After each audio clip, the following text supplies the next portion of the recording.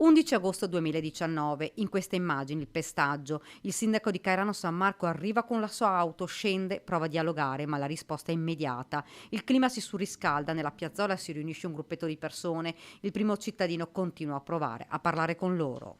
Sono andato lì con l'intento solo diciamo così, di notificare una cosa che sta nel nostro regolamento comunale di polizia urbana. Non potevano stanziare in quell'area, ma le parole non servono. Sono momenti concitati. Un'auto fa manovra e se ne va. Il nervosismo è palpabile. Il sindaco rimane vicino alla sua auto. Alcuni corrono verso di lui con l'intento di intimorirlo. A quel punto Precoma fa qualche passo indietro, forse fa una chiamata, ed è in quel preciso momento che scatta il pestaggio. Un gruppetto gli si scaglia contro. Il sindaco cerca di fuggire. Lo prendono, lo picchiano, calci, pugni. Lo spintonano tanto da farlo cadere. Il momento è drammatico. Ad agire sono più persone, ma a colpirlo uno che gli sferra un pugno e lo fa cadere nuovamente a terra.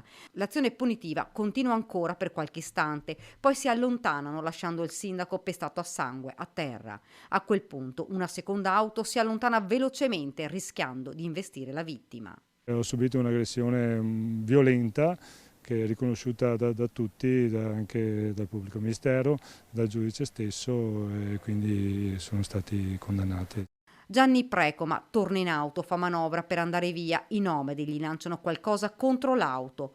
Poco dopo, due macchine dei carabinieri arrivano davanti alla roulotte. Ieri la sentenza: Giuseppe Cari è stato condannato ad 1 anno e 6 mesi di carcere. Deve insegnare a queste persone qualcosa, speriamo che questo anno e 6 mesi che passeranno in carcere servirà appunto anche da parte loro di fare riflessioni sul modo di comportarsi.